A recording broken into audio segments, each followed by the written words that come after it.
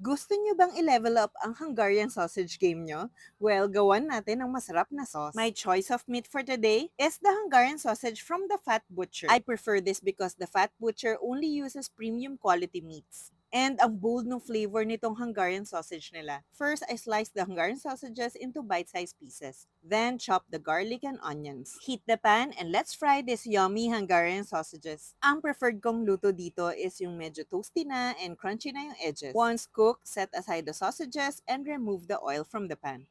Then, let's melt around 1 tablespoon of butter and saute the chopped garlic and onions. Saute until the onions are soft.